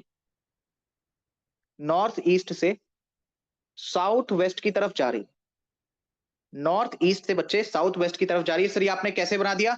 डिफ्लेक्शन के थ्रू मैंने इस चीज को बनाया है। जो अभी मैंने आपको डिफ्लेक्शन पढ़ाया, आप भी अगर बना के देखोगे तो इसी तरीके से बनेगा। समय कम है इसलिए मैं उसमें घुस नहीं रहा हूं, उसमें मैं नहीं घुस रहा हूं, क्योंकि सर थोड़ा सा हमारे पास समय कम। ठीक है, हमारे पास मतलब हम सबके पास, आपका भी पेपर आने वाला है, मेरा भी आने वाला है, मेरे कुछ सेमेस्टर के एग्जाम्स आ रहे हैं। ठीक है, हालांकि चलो उसके ऊपर हम डिस्कस नहीं करेंगे। अच्छा हाँ, कॉलेज का भी सेमेस्टर नहीं है, आप ये मत सोचना कि सर कॉलेज का स्कूल का सेमेस्टर एग्जाम है, वो कुछ दूसरे एग्जाम्स होते हैं जिसके बारे में आप तब तक मत जानिए जब तक आप इंडियन आर्मी के अंदर आ नहीं जाते, या इंडियन एयरफोर्स या इंडियन नेवी के अंदर आ नहीं जाते। खैर, इस बात को हटाते हैं, चलिए। सर नॉर्थ ईस्ट से साउथ वेस्ट, ठीक है, नॉर्थ ईस्ट से साउथ वेस्ट, ये आपका डायरेक्शन है सर विंड का। किसका डायरेक्शन है बच्चे? आपके विंड का, राइट। हवा जहां से आती है सर वहां से उसका नाम पड़ जाता है, हवा जहां से आती है वहां से बच्चे उसका नाम पड़ जाता है, राइट। हवा जहां से आती है वहां से उसका नाम पड़ जाता है। ईस्ट से आ रही है तो ईस्टर्ली विंड, ईस्ट से आ रही है तो ईस्टर्ली विंड। सिमिलरली बच्चे, वेस्टर्ली विंड का जो आपका डायरेक्शन है, यानी जो हवा आपकी सर वेस्ट से आ रही है, ईस्ट से आ रही है तो ईस्टर्ली विंड, वेस्ट से आ रही है सर तो वेस्टर्ली विंड। याद रखना, जो आपकी वेस्टर्ली विंड है सर उसका डायरेक्शन किस तरीके से होगा? जो बच्चे आपकी वेस्टर्ली विंड है सर उसका डायरेक्शन किस तरीके से होगा? याद रखना, साउथ ईस्ट से नॉर्थ वेस्ट, साउथ ईस्ट से नॉर्थ वेस्ट। अच्छा, ये मैं डिफ्लेक्शन के बेसिस पे बना रहा हूं, इसके बेसिस पे आप विंड का नाम प्लीज मत जज करना कि सर इसी के बेसिस पे विंड का नाम रखा जाएगा। ठीक है, ये मैं आपको सिर्फ वेस्टर्ली विंड की डायरेक्शन बता रहा हूं जो आपको डिफ्लेक्शन से देखने को मिलेगी। अगर आपकी हवा ईस्ट से आ रही है तो ईस्टर्ली विंड, अगर बच्चे आपकी हवा ईस्ट से आ रही है तो ईस्टर्ली विंड, वेस्ट से आ रही है तो वेस्टर्ली विंड। सिंपल सा कंसेप्ट है, इससे ज्यादा इसमें घुसने की जरूरत नहीं। क्लियर? आई होप आपको ये कंसेप्ट समझ में आ गया होगा। अब सर हम थोड़ा सा पैटर्न बना लेते हैं। ठीक है, थोड़ा सा बच्चे हम पैटर्न बना लेते हैं। तो मुझे बताओ, हवा हाई प्रेशर से कैसे आएगी? याद रखना नदन हेमिस्फीयर है, ऐसे आनी चाहिए, बट कोरियोलिस फोर्स के कारण बच्चे डिफ्लेक्शन देखने को मिलेगा। तो हवा बच्चे आपकी कुछ इस तरीके से चलेगी। ठीक है, सिमिलरली सर हाई प्रेशर से हवा कहां जाती है? लो प्रेशर, ऐसे जाना चाहिए, बट क्योंकि नदन हेमिस्फीयर है ऐसे जानी चाहिए, इधर डिफ्लेक्शन हमें देखने को मिलेगा। तो सर हवा आपकी बेसिकली इस तरीके से फ्लो करती है। ठीक है, सिमिलरली भैया इधर भी हवा आपकी इस तरीके से फ्लो करेगी। इतना समझ में आया? अब सेम कहानी मैं आपके लिए नीचे बना दे रहा हूं, सेम कहानी बच्चे मैं आपके लिए नीचे बना दे रहा हूं। इसके बाद हम लिखेंगे कुछ काम के पॉइंट्स एंड आपका ये लेक्चर खत्म हो जाएगा। ठीक है सर, सेम कहानी यहां पर भी होगी। Let me create a high pressure zone. Sir high pressure, ठीक है, high pressure, high pressure, high pressure. ठीक है बच्चे, उसके बाद सर यहां पर आपका low pressure, low pressure. Concept बिल्कुल सेम है, जो ऊपर कराया उसका कंसेप्ट नीचे बिल्कुल सेम है। ठीक है, कुछ भी डिफरेंस नहीं है। यहां पर भी बच्चे आपका high pressure, then high pressure. अब हवा कैसे चलेगी सर? हाई प्रेशर से लो प्रेशर। ठीक है, हाई प्रेशर से लो प्रेशर, लेकिन याद रखना ये सदर्न हेमिस्फीयर है तो डिफ्लेक्शन आपका कुछ इस तरीके से आपको देखने को मिलेगा। लेफ्ट के साइड भैया डिफ्लेक्शन हो रहा है। देन सर हाई प्रेशर से लो प्रेशर, हाई प्रेशर से लो प्रेशर, डिफ्लेक्शन कैसे होगा? विंड ऐसे आ रही है, कैसे डिफ्लेक्शन होगा भैया? इस तरीके से। ठीक है, चलिए हाई प्रेशर से लो प्रेशर, हाई प्रेशर से लो प्रेशर, हाई प्रेशर से लो प्रेशर, हाई प्रेशर से low pressure, then again high pressure से लो प्रेशर। लेकिन क्या डिफ्लेक्शन ऐसे होगा, बताइए क्या डिफ्लेक्शन आपका ऐसे होगा? नो सर, विंड की डायरेक्शन ये है, लेफ्ट साइड में डिफ्लेक्ट करेगी, यानी इस तरीके से डिफ्लेक्शन होगा। पॉइंट यहां से आप नोट कर सकते हो, सदर्न हेमिस्फीयर में सर कैसा डिफ्लेक्शन होगा? लेफ्ट साइड में डिफ्लेक्शन होगा। ठीक है, हाई प्रेशर से लो प्रेशर, हाई प्रेशर से लो प्रेशर, हाई प्रेशर से लो प्रेशर, हाई प्रेशर से लो प्रेशर। इसी प्रकार से बच्चे आपकी विंड चलती है, इसी प्रकार से बच्चे आपकी विंड चलती है। समझ में आ गया? समझ में आ गया सर? अब यहां पर बच्चे आप कुछ चीजें बना लीजिए। ठीक है, कुछ चीजें बच्चे आप यहां पर एक सबसे पहले छोटा सा डायग्राम बनाओ। छोटा सा बच्चे डायग्राम बनाने के बाद यहां पर वापस से आप चीजें बनाइए। क्यों बनवा रहा हूं ध्यान से समझना। लो प्रेशर, लो प्रेशर, ठीक है। इधर बच्चे क्या बनेगा आपका? High pressure, then low pressure, then high pressure. वापस से सेम चीज है। क्यों बना रहा हूं ध्यान से समझना, ठीक है। सर इधर भी हाई प्रेशर, इधर भी high pressure, then again sir low pressure, low pressure, again sir high pressure, then high pressure, high pressure, high pressure. ठीक है, नीचे बच्चे high pressure sir, high pressure. कह दो सर कितना प्रेशर प्रेशर कर रहे हो। बच्चे बहुत इंपॉर्टेंट टॉपिक है, अभी कुछ पॉइंट्स मैं आपको लिखवाता हूं और फिर देखना कनेक्टिविटी। टाइम जरूर ज्यादा लगेगा बट चीजें अच्छे से करके जाएंगे। सर ये तो बच्चे है आपका 0 डिग्री। मेरी कुछ चीजें ध्यान से देखिएगा। सर यहां पर भी आपकी जो हवा है, ध्यान से देखो, वो इक्वेटर पर आ रही है। यहां से भी भैया आपकी जो हवा है वो इक्वेटर पर आ रही है। 0 डिग्री बच्चे आपका क्या है? इक्वेटर। क्या आप एक चीज ऑब्जर्व कर पा रहे हो? क्या बच्चे आप एक चीज ऑब्जर्व कर पा रहे हो? मैं मार्किंग कर देता हूं, 30 degree, 60 degree, 90 degree. Similarly 30 degree, 90 degree and, sorry 30 degree, 60 degree and 90 degree, 60 degree and 90 degree. क्या एक चीज ऑब्जर्व कर पा रहे हो? सर जो इक्वेटर है वहां पर जो हवा है वो आप कह सकते हो कि एकत्रित हो रही है। लिख दूं ऐसे हिंदी? चलो, एकत्रित, एकत्रित यानी कि सर इकट्ठी हो रही है। इंग्लिश में लिखता हूं, चलो, इकट्ठी, है ना, ऐसे आप लिख सकते हो, इकट्ठी हो रही है, हवा एकत्रित हो रही है। सर एकत्रित के लिए हम वर्ड क्या यूज करेंगे? एकत्रित हो रही है मतलब एक जगह पे आके मिल रही है। आप इसको इस तरीके से लिख लो, हवा सर आकर मिल रही है, आकर मिल रही है। ध्यान से समझना, मैं आपको समझाना क्या चाह रहा हूं। हवा सर आपकी आकर मिल रही है, राइट।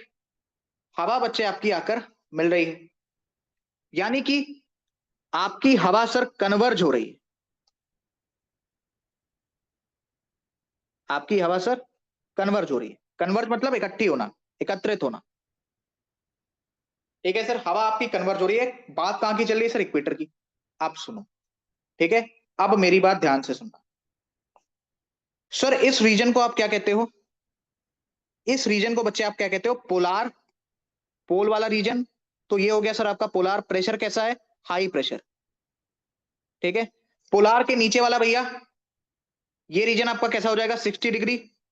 सर सब पोलार, क्योंकि पोलार के नीचे है। सब पोलार कैसा प्रेशर है भैया? Low pressure. सब पोलार लो प्रेशर, ठीक है सर। 30 डिग्री वाला जो रीजन है बच्चे, उसको आप क्या कहते हो? एनीवन? सुनो, सबसे पहला कंसेप्ट याद रखना, जो आपका ट्रॉपिक ऑफ कैंसर होता है और बच्चे जो आपका ट्रॉपिक ऑफ कैप्रिकॉन होता है। Tropic of Cancer and Tropic of Capricorn, इसके बीच का जो इलाका होता है उसको आप कहते हो ट्रॉपिकल जोन।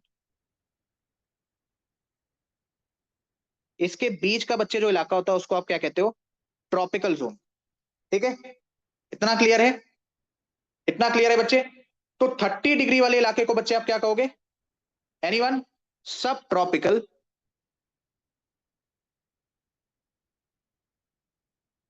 सब ट्रॉपिकल। प्रेशर कैसा है सर? High pressure. तो ये बच्चे आपका क्या हो गया? सब ट्रॉपिकल हाई प्रेशर। ठीक है, अब मेरी बात ध्यान से सुनना। अब बच्चे मेरी बात ध्यान से सुनना। हवा सर आपकी कन्वर्ज हो रही है कहां पे? इक्वेटर पे। ठीक है, ट्रॉपिक ऑफ कैंसर और ट्रॉपिक ऑफ कैप्रिकॉन के बीच में। इतनी मैं उम्मीद कर सकता हूं कि आपको Tropic of Cancer and Tropic of Capricorn पता हो। नहीं पता है तो भैया फिर ये लेक्चर आपके लिए नहीं, क्योंकि ये तो बहुत ही अथाह बेसिक है ना, जिसको हम अपनी लैंग्वेज में कहते हैं अथाह बेसिक। कि Tropic of Cancer Tropic of Capricorn क्या है नहीं पता है, एक बार गूगल पे जाओ, सर्च करो। ठीक है, आपको इमेज देखने को मिल जाएगी, उसमें देखो, उसके बाद इस लेक्चर में। चलिए सर, ठीक है, ट्रॉपिक ऑफ कैंसर और ट्रॉपिक ऑफ कैप्रिकॉन के बीच में सर कौन सा पॉइंट है? ट्रॉपिकल। कौन सा पॉइंट है भैया? ट्रॉपिकल। और इक्वेटर कहां पे पड़ेगा? बीच में। तो सर बीच के लिए हम वर्ड यूज करेंगे इंटर। अच्छा, किसके बीच में? सर ट्रॉपिकल रीजन के। तो इंटर ट्रॉपिकल। सर वहां पे क्या हो रहा है? हवा कन्वर्ज हो रही है। कन्वर्ज, कन्वर्जेंस या कन्वर्ज। सर वो एक एरिया है, एरिया के लिए बच्चे हम वर्ड यूज करेंगे जोन। और यहां से बच्चे आपका कंसेप्ट आ जाएगा inter tropical convergence zone. Inter tropical convergence zone point number 1। Sir equator पे है ये। ठीक है, एग्जैक्टली आप इक्वेटर को ही कह रहे हो। सर आईटीसीजेड पे आपको कैसी कंडीशन मिलेगी सर? लो प्रेशर कंडीशन मिलेगी सर। कैसी कंडीशन मिलेगी बच्चे? लो प्रेशर कंडीशन मिलेगी। ठीक है, इक्वेटर पर क्या होता है सर? इक्वेटर पर क्या होता है सर? कोई बच्चा बता सकता है? सर इक्वेटर पर हमें रेनफॉल देखने को मिलेगी। आप सुनो कैसे, आप सुनो कैसे। जरा हम इस डायग्राम की तरफ चलते हैं। जरा बच्चे इस डायग्राम को हम देखते हैं, थोड़ा सा डायग्राम की मदद लेते हैं। ठीक है भैया, यहाँ पे आपका लो प्रेशर बन रहा है। हवा बच्चे आपकी क्या होगी? ऊपर उठेगी सर। यहाँ पर आपका हाई प्रेशर बनेगा। हवा जब ऊपर उठ रही है तो अपने साथ मॉइस्चर लेगी भैया जाके। ऊपर उठेगी तो सर क्लाउड्स भी बनाएगी। क्लाउड वाले कंसेप्ट के अंदर मैंने आपको चीजें पढ़ाई हैं कि सर जब आपकी हवा ऊपर उठेगी, बेसिक सा पॉइंट इतना याद रखो, जब बच्चे आपकी हवा ऊपर उठेगी तो क्लाउड्स बनाएगी। क्लाउड्स बनाएगी तो बच्चे वो क्लाउड्स रेनफॉल करेंगे। तो एक पॉइंट याद रखना कि इक्वेटर पर, इक्वेटर पर बच्चे आपको रेनफॉल देखने को मिलेगी। यानी sir inter tropical convergence zone में हमें कहीं ना कहीं रेनफॉल देखने को मिलेगी। यस और नो? यस। सर जहां पे रेनफॉल देखने को मिलती है क्या वो स्टेपल कंडीशन होती है? नहीं सर। यानी कि बच्चे इक्वेटर पर हमें क्या देखने को मिलेगी सर? इनस्टेबिलिटी देखने को मिलेगी। तो स्टेटमेंट कह सकती है कि inter tropical convergence zone is related to the instability area. बिल्कुल सही। ठीक है, इनस्टेबिलिटी है बच्चे, तो कैसी स्काई हमें देखने को मिलेगी सर? भाई बारिश होगी तो बारिश में क्लाउड होंगे, तो क्लाउडी स्काई देखने को मिलेगी। तो इंटर ट्रॉपिकल कन्वर्जेंस जोन या फिर equator is associated with cloudy sky. Yes, बिल्कुल सही स्टेटमेंट है सर। बिल्कुल सही स्टेटमेंट है। सर ये सब घमासान क्यों हो रही है? यानी कि सर ये लो प्रेशर बन रहा है, तभी तो भैया आपकी हवा ऊपर उठ रही है, मॉइस्चर ले रही है भैया, रेनफॉल कर रही है, पहले क्लाउड्स बनाएगी। वेट, लो प्रेशर ऊपर गई, मॉइस्चर ली, क्लाउड्स बनाए, रेनफॉल करी। रेनफॉल करी तो ऐसी कंडीशन को हम क्या कहते हैं? इंस्टेबिलिटी। इक्वेटर पर आपकी रेनफॉल हो रही है, इक्वेटर पर बच्चे आपकी रेनफॉल हो रही है, राइट। ये सब घमासान क्यों हो रहा है? Because of insolation. Because of insolation, because अगर गर्मी नहीं आती तो सरफेस आपका गर्म नहीं होता, इक्वेटर का सरफेस गर्म नहीं होता तो उससे लगी हवा नहीं गर्म होती, हवा नहीं गर्म होती तो ऊपर नहीं उठती, तो लो प्रेशर नहीं बनता, तो अल्टीमेटली ना ही क्लाउड्स बनते, ना ही रेनफॉल होती, ना ही इंस्टेबिलिटी की कंडीशन आती। अभी समझ में आया? बताइए भैया, अभी क्या आपको चीजें समझ में आई? एवरीवन, क्या बच्चे अभी आपको चीजें समझ में आई? क्लियर है इतना? ठीक है, इतना क्लियर है क्या? बताइए, क्या आपको इतना क्लियर है? मेरी बात ध्यान से सुनो। सर ये जो आपकी 0 से 30 डिग्री, 30 से 60 डिग्री और 60 से 90 डिग्री, ये ना कई प्रकार की आपकी एक सेल्स की तरह काम कर रही हैं। फॉर एग्जाम्पल मैं आपको यहां पे लिखवा देता हूं, चलो। ठीक है, ये बच्चे आपके सेल्स की तरह काम कर रही हैं। तो जिस जिस साइंटिस्ट या जिस भी बंदे ने, है ना, जिस भी बंदे ने भैया इन सेल्स का नाम दिया, उसने अपने नाम पे सेल का नाम रख दिया। तो सबसे पहली जो हमारी सेल है दैट इज 0 to 30 डिग्री, इस सेल को बच्चे डिस्कवर किया था हेडली साहब ने, तो उन्होंने इसका नाम रख दिया हेडली सेल।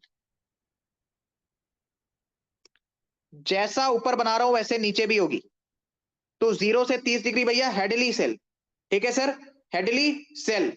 अच्छा ठीक है सर, 30 से 60 डिग्री, इसको भैया डिस्कवर किया था, किसने किया था सर? फेरल साहब ने, तो रख दिया भैया फेरल सेल। अब जब दो सेल के नाम हो गए तो तीसरा का भी होना चाहिए, नहीं तो भैया उसको बुरा लग जाएगा। तो तीसरे का नाम क्या रखा गया सर? सिंपल, पोल पे है तो पोलार सेल। अब जैसा ऊपर है वैसे नीचे भी होगा, तो 60 डिग्री से 90 डिग्री भैया आपको क्या देखने को मिलेगी सर? पोलार सेल देखने को मिलेगी। ये हो गए छोटे मोटे रटने वाले कंसेप्ट, ठीक है? इतना क्लियर है? बताइए, इतना क्लियर है क्या सर? अब मेरी बात ध्यान से सुनना, ठीक है? स्टेटमेंट में वो आपको थोड़ा सा कंफ्यूज करने की कोशिश करेगा, बट अगर आपने मेरी क्लास देखी है तो आप कंफ्यूज नहीं होगे। सुनो, लो प्रेशर से भैया, ये एग्जैक्टली जो अभी मैंने आपको बताया ना कि क्लाउड वगैरह बन रहे हैं, रेनफॉल हो रही है, कैसे हो रहा है? सुनो, लो प्रेशर यानी कि इक्वेटर, हम बात कर रहे हैं सर इक्वेटर की। लो प्रेशर से क्या होगा सर? जब हवा ऊपर उठेगी, ऐसे लिख लो देसी लैंग्वेज में, जब हवा उठ रही है, जब हवा ऊपर उठ रही है, तब बच्चे एग्जैक्टली देखो कंडीशन क्या बनती है। जो आपके ओशियंस हैं, ओशियन से वाटर वेपर सर, ओशियन से भैया वाटर वेपर भी बन रहे हैं।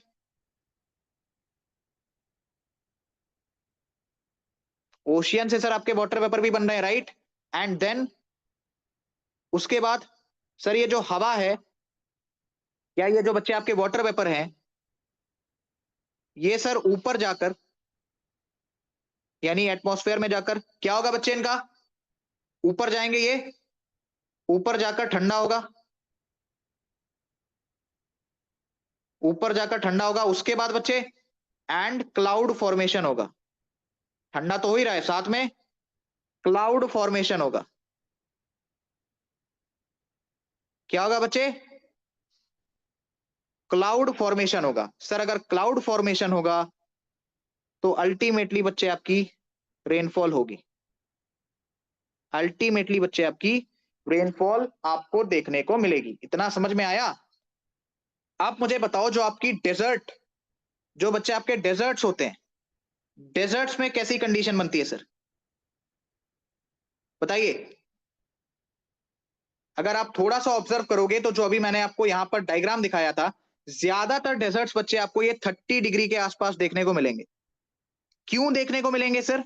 Any one, any reason? Equator पे आपको डेजर्ट उतने क्यों नहीं देखने को मिलते? ज्यादातर आपको डेजर्ट ये 30 डिग्री के आसपास वाले रीजन में देखने को मिलेंगे। कोई भी बच्चा उसका रीजन बता सकता है? एनी वन बताइए। क्योंकि सर इक्वेटर पर तो आपकी रेनफॉल हो रही है, जहां पर बच्चे आपकी रेनफॉल होगी वहां पर तो चांसेस है ही नहीं डेजर्ट बनने के। तो सर डेजर्ट आपको ज्यादातर कहां पर देखने को मिल रहे हैं, किस रीजन में? 30 डिग्री वाले रीजन में। क्यों सर? अपना डायग्राम देखिए, वहां पर हाई प्रेशर है। कैसा प्रेशर है sir? High pressure. High pressure है यानी कि सर जो आपकी हवा है वो नीचे बैठेगी, हवा बच्चे आपकी नीचे बैठेगी, प्लस में रेनफॉल नहीं होगी, रेनफॉल नहीं होगी। क्यों सर? बिकॉज क्लाउड्स ही नहीं बन रहे भैया, क्लाउड्स ही नहीं बन रहे सर जी। जब क्लाउड्स नहीं बन रहे, रेनफॉल नहीं हो रही, यानी कि सर स्टेबल कंडीशन हमें देखने को मिलेगी। सर अगर क्लाउड बनते हैं तो जो एटमॉस्फेयर होता है, जो आपकी स्काई होती है वो क्लाउडी होती है, वहां पे बादल होते हैं, क्लाउड्स होते हैं। बट जब रेनफॉल ही नहीं हो रही तो आपकी स्काई कैसे होगी सर? क्लियर स्काई, क्योंकि बादल है ही नहीं। बादल होते तो रेनफॉल करते, रेनफॉल करते तो डेजर्ट नहीं बनता। यानी कि sir desert areas are associated with high pressure zone, are associated with stable condition, are associated with clear sky, are mostly associated with 30 degree. Reason, reason high pressure sir, reason high pressure. एक simple सी language में अगर बहुत detail से पूछेगा तो बताना sir high pressure है जिसकी वजह से हवा नीचे बैठ रही, हवा नीचे बैठ रही सर तो किसी भी प्रकार के क्लाउड नहीं बन रहे, क्लाउड नहीं बनेगा सर तो रेनफॉल नहीं होगी, रेनफॉल नहीं होगी सर तो सूखा पड़ेगा, सूखा पड़ेगा सर तो आपके डेजर्ट्स बनेंगे। मुझे बताइए क्या हर एक बच्चे को इतना कॉन्सेप्ट समझ में आया सर? क्या हर एक बच्चे को इतना सा कॉन्सेप्ट समझ में आया सर? अब मेरी एक छोटी सी बात और सुनिए, जो बच्चे मैंने आपको ITCZ पढ़ाया, जो बच्चे मैंने आपको ITCZ पढ़ाया, ठीक है, सबसे पहले बच्चे आपको कहां पर देखने को मिलेगा सर? Near equator. कैसा जोन है सर ये? Low pressure zone. हवा बैठ रही है उठ रही है? Sir rising air, sir rising air, cloudy sky, cloudy sky, sir rainfall हो रही है सर, रेनफॉल है सर तो इनस्टेबिलिटी की कंडीशन है। अब जिन्हें इंस्टेबिलिटी स्टेबिलिटी नहीं समझ में आ रहा प्लीज वापस आप क्लाइमेटोलॉजी जाकर देखिए। वैसे आपकी जानकारी के लिए मैं आपको बता दूं, जहां बारिश होती है उसको हम कहते हैं ज्योग्राफी की भाषा में इंस्टेबिलिटी, जब बारिश नहीं होती तो उसको हम कहते हैं स्टेबिलिटी। ठीक है, आप सुनिए most important point sir, ITCZ की पोजीशन क्या चेंज हो सकती है? ITCZ की क्या पोजीशन चेंज हो सकती है? कमेंट्स में आंसर दीजिए सर। मैं आपको आंसर बता दे रहा हूं, the answer is yes, change हो सकती है। क्यों सर? बिकॉज ये जो ITCZ का सारा घमासान बन रहा था ये किसकी वजह से बन रहा था? इंसोलेशन की वजह से। ठीक है सर, इंसोलेशन की वजह से, एंड जो आपका इंसोलेशन है वो भी शिफ्ट हो सकता है, इंसोलेशन भी बच्चे आपका शिफ्ट हो सकता है। क्यों सर? रीजन भैया अर्थ का रेवोल्यूशन। अभी के लिए आप सिंपल सा रीजन इसी को याद कर सकते हो, that is earth revolution, earth revolution. ठीक है, मुझे बताइए कि आपको इतना समझ में आ गया? बताइए सर, क्या आपको इतना समझ में आ गया? ठीक है, यहीं पे बच्चे आपके कुछ और कंसेप्ट आते हैं, just give me a second. मुझे मुश्किल से 5 मिनट और लगेगा इस कंसेप्ट को खत्म करने में। ठीक है, just give me 5 minutes. Global wind pattern से आपका एक भी क्वेश्चन बच के नहीं जाएगा सर। जो आपके 30 डिग्री के आसपास वाले एरिया हैं, ये PDF आपको ऐसे की ऐसे मिल जाएगी, इसकी टेंशन मत लेना। Let me change the colour from blue to white. Sir जो आपके 30 डिग्री के आसपास वाले एरिया हैं उसे बच्चे हम लोग हॉर्स लैटिट्यूड के नाम से भी जानते हैं, हॉर्स लैटिट्यूड के नाम से भी जानते हैं। अब क्यों जानते हैं इसकी चर्चा बच्चे हम कभी बाद में करेंगे, अभी के लिए आप इसको सिर्फ इतना याद कर सकते हो सर, जो 30 डिग्री वाला एरिया है उसके आसपास का जो भी एरिया है उसको हम हॉर्स लैटिट्यूड के नाम से जानते हैं। याद रखना ये एग्जैक्ट नहीं, अराउंड 30 डिग्री। कल को कर दे 25 to 35 तो भी बच्चे आप उसको हॉर्स लैटिट्यूड में ले लेना, क्योंकि मैंने अराउंड 30 डिग्री लिखा है। तो sir horse latitude is associated with high pressure zone. हवा ऊपर उठेगी या नीचे बैठेगी? Air is sinking, air is sinking, right? Clear sky, क्या बच्चे? Clear sky.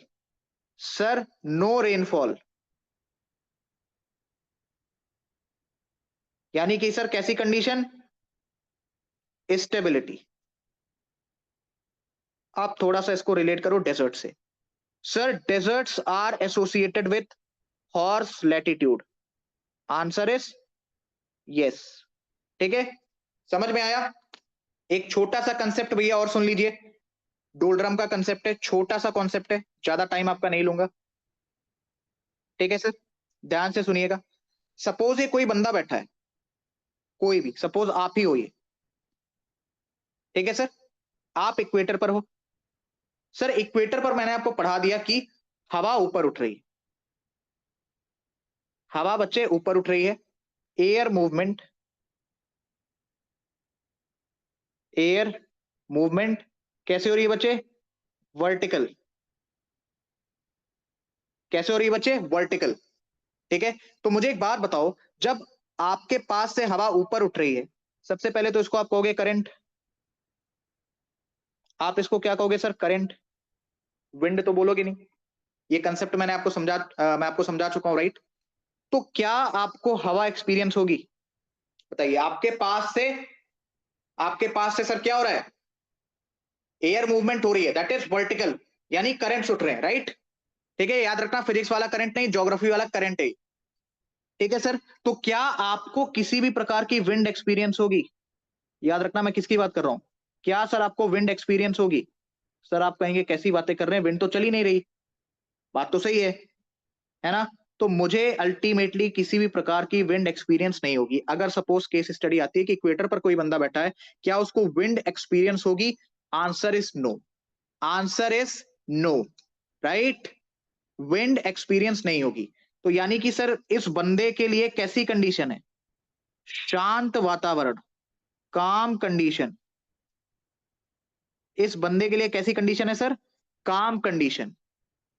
Sir reason, no wind movement. उसे किसी भी प्रकार की विंड मूवमेंट महसूस नहीं हो रही है। ठीक है, उसे किसी प्रकार की सर विंड मूवमेंट महसूस नहीं हो रही। क्यों सर? बिकॉज उसके आसपास से जो एयर है भैया, वो राइज कर रही। उसके आसपास से सर जो एयर है वो राइज कर रही है, तो अल्टीमेटली विंड मूवमेंट नहीं। ठीक है, एयर क्यों सर ऊपर राइज कर रही है? बिकॉज अगर आपसे सपोज ये पूछ ले सर, टेम्परेचर ज्यादा है। अब सर वापस वही बात है, इसको जितना रिलेट कर पाओ, टेम्परेचर क्यों ज्यादा है सर? इंसोलेशन ज्यादा है। सर यहीं पर क्यों ज्यादा है? बिकॉज डायरेक्ट सनलाइट आ रही है। अब आप उसको रिलेट कर लेना। तो सर ये जो काम कंडीशन है, ठीक है बच्चे, ये जो काम कंडीशन है, याद रखना ये अराउंड आपको 0 डिग्री से लेकर लगभग 5 डिग्री तक देखने को मिल सकता है। इक्वेटर से लगभग 5 डिग्री ऊपर, 5 डिग्री नीचे। सर इसी काम कंडीशन को बच्चे क्या कहते हैं? डोल्ड्रम कहते हैं।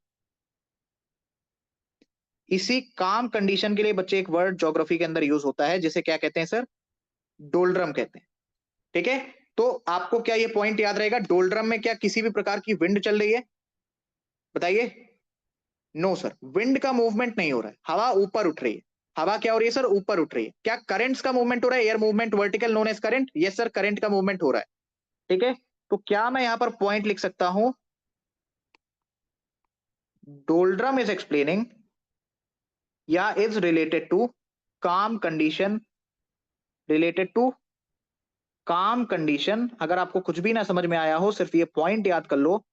वैसे तो समझ में आना चाहिए, क्योंकि लगभग 1 घंटे से ऊपर की क्लास हो गई है और कंसेप्ट मैंने आपको पूरा खोल के समझा दिया है। डोल्ड्रम इज रिलेटेड टू काम condition near equator. Near equator, इसी के साथ बच्चे आपका ग्लोबल विंड पैटर्न का कंसेप्ट खत्म होता है sir. Easterly wind, westerly wind, ये डिटेल के साथ अगर आपको पढ़ना है, ठीक है सर। ईस्टर्ली विंड और वेस्टर्ली विंड अगर बच्चे आपको डिटेल के साथ पढ़ना है, तो आप मुझे कमेंट सेक्शन में बता दीजिएगा। मैं ईस्टर्ली विंड और वेस्टर्ली विंड से रिलेटेड एक अलग से वीडियो बना दूंगा। एल्स आप मेरी क्लाइमेटोलॉजी की क्लास रेफर कर सकते हैं, लगभग 2.5 घंटे की क्लास है। उसमें मैंने आपको ईस्टर्ली विंड और वेस्टर्ली विंड समझाया हुआ है, और डिटेल के साथ। कि नहीं सर, आपने उस क्लास में जो समझाया वो तो ठीक है, और डिटेल के साथ पढ़ना है, थोड़ा सा और डिटेल। जैसे आपने अभी ये पढ़ाया पूरा, ठीक है, ये जैसे अभी आपने पूरा पढ़ाया, अब आप देखोगे तो सर वहां 2.5 घंटे में पूरा मैंने कराया है, और यहाँ पर लगभग 1 घंटा हो गया सिर्फ और सिर्फ आपको ग्लोबल विंड पैटर्न मैंने पढ़ाया है ना। तो अगर आपको इस तरीके से करना है तो मुझे बता देना, मैं आपके लिए वीडियोस बना दूंगा। बट एग्जामिनेशन से पहले उन्हें कंप्लीट करना आपकी रिस्पॉन्सिबिलिटी होगी। ठीक है सर, इतना क्लियर है? क्या हर एक बच्चे को इतना क्लियर है सर? बताइए, क्या हर एक बच्चे को इतना क्लियर है सर? अब सुनिए, आपके लिए बच्चे स्पेशल हैंडआउट्स प्रिपेयर करवाए जा रहे हैं। Special handouts of most expected question पर सब्जेक्ट। पर सब्जेक्ट मैंने प्रीवियस ईयर क्वेश्चन उठा के, मैंने और विक्रम, हमारा टीममेट है, उसने मिलके 60 to 70 क्वेश्चंस पर सब्जेक्ट आपके लिए बनाए हैं। ये वो क्वेश्चन है जो मोस्ट रिपीटेड है डिफरेंट डिफरेंट एग्जाम्स में, whether it is state PCS, IAS prelims, different state PCS, CDS, NDA, CAPF, ICG etcetera. वो स्पेशल हैंडआउट्स आपको करने हैं सर। इंपॉर्टेंट कॉन्सेप्ट सीरीज चल रही है, जिसमें हमारी जो क्लासेस हैं वो वापस से, अभी तो 1-2 दिन क्लासेस नहीं होंगी, बिकॉज बैच वालों का काफी ज्यादा बैकलॉग आ गया है। तो बैकलॉग भैया अपना कंप्लीट करेंगे, उन्हें मैंने 2 दिन टाइम दिया है। तो इंपॉर्टेंट कॉन्सेप्ट सीरीज आप करेंगे, प्लस में सर 30 मिनट्स कॉन्सेप्ट सीरीज बच्चे आप कर लेंगे। 30 मिनट्स कॉन्सेप्ट सीरीज बच्चे आप कर लेंगे, स्पेशल हैंडआउट्स के साथ साथ जो आपको प्रीवियस हैंडआउट्स मिले। ये वो कंटेंट है जो फ्री का अवेलेबल है, ठीक है। एक भी पैसे का आपसे इसमें चार्ज नहीं लगेगा, ये वो कंटेंट है जो आपको फ्री में अवेलेबल है। प्रीवियस हैंडआउट पूरा का पूरा कर लेना भाई मेरा, जो मैंने और विक्रम ने आपके लिए मिलके बनाए हैं, ठीक है। विक्रम ने उसमें बहुत ज्यादा मेहनत करी, हमारा एक टीममेट है। जल्दी आपसे मुलाकात करवाता हूं उनकी, ठीक है। प्लस में बच्चे इकोनॉमिक्स की प्लेलिस्ट कंप्लीट कर लो, इकोनॉमिक्स की प्लेलिस्ट कंप्लीट कर लो, फिजिकल ज्योग्राफी की प्लेलिस्ट कंप्लीट कर लो, ठीक है सर। और जितना मुझसे बन पाएगा उतना मैं आपके लिए करूंगा। जल्दी बच्चे आपको लगभग 40 प्लस जो भी टेस्ट मैंने बैच में लिया है आपको सर वो सबका सब मिल जाएगा। प्लस अगर आप ये 40 प्लस टेस्ट नहीं देना चाहते तो 5 तारीख से लेकर 9 तारीख तक 5 अप्रैल टू 9 अप्रैल बच्चे आपके लिए मॉक टेस्ट अवेलेबल हो जाएगा बिल्कुल फ्री ऑफ कॉस्ट। ये सब मैं आपको सिर्फ जीके जीएस के लिए बता रहा हूँ। Special handouts, important concept series, 30 minutes concept series, previous handouts, economics, physical geography, बच्चे ये सब जीके जीएस के लिए है। इंपॉर्टेंट कॉन्सेप्ट सीरीज में आपका लगभग मोस्ट जो इंपॉर्टेंट सिलेबस है, सिलेबस का मोस्ट इंपॉर्टेंट पार्ट है, ठीक है। मैं आपको चीजें बता भी दे रहा हूं। ये बच्चे आप करोगे for your syllabus, for your syllabus important concept series, plus में सर इकोनॉमिक्स, ठीक है बच्चे। प्लस में सर आपके लिए इकोनॉमिक्स, प्लस में बच्चे आपके लिए physical geography, previous handouts for current affairs, special handouts will work as mark booster, marks booster. 30 minutes concept series अगर आपका पेपर कठिन आता है तो आपको सर ये 30 मिनट्स कॉन्सेप्ट सीरीज बहुत ज्यादा हेल्प करेगी, प्लस कुछ इंपॉर्टेंट कॉन्सेप्ट मैं इसके अंदर डिस्कस कर ही रहा हूं, ठीक है। क्लियर है? ये सभी चीजें बिल्कुल फ्री ऑफ कॉस्ट अवेलेबल है। आपको बच्चे सिर्फ और सिर्फ यश मोर एजुकेशन यूट्यूब चैनल को सब्सक्राइब कर लेना है आराम से। फिर अगर देखो आपको चीजें समझ में आती हैं, कंसेप्ट अच्छा लगता है, प्लीज अपना फीडबैक कमेंट सेक्शन के अंदर दीजिए। आपको किस पे वीडियो चाहिए, किस में आपको दिक्कत आ रही है आप वो बताइए। कोशिश करूंगा कि उस टॉपिक को आपके लिए सबसे ज्यादा आसान टॉपिक है और आपका फेवरेट टॉपिक बना दूं, ठीक है। आप मुझे कमेंट सेक्शन के अंदर अपना फीडबैक दे सकते हैं, मैं आपके फीडबैक रेगुलरली पढ़ता हूं। तो जैसा भी होगा आप मुझे कमेंट सेक्शन के अंदर जरूर से बताइए। क्लास कैसी लगी प्लीज बताइएगा, ठीक है बच्चे। और प्लीज ज्वाइन कर लीजिएगा मेजर जनरल डॉक्टर यशमोर सर का टेलीग्राम चैनल। स्लाइड के ऊपर ये देखो आपको दिख जाएगा, हर जगह पे लिखा रहता है join Telegram, that is more community. सभी पीडीएफ लेक्चर्स हर एक चीज आपको यहाँ मिल जाएगी, या फिर आप डायरेक्ट वाईएमए एजुकेशन, यशमोर एजुकेशन को यूट्यूब के ऊपर जाकर सब्सक्राइब कर सकते हैं। चैनल का नाम है बच्चे यशमोर एजुकेशन, ठीक है सर। कोई भी आपको क्वेरी होती है तो आप इस नंबर के ऊपर फोन करके पूछ सकते हैं। मेरा नंबर अगर आपको चाहिए तो आप मुझसे कमेंट सेक्शन में ले सकते हैं।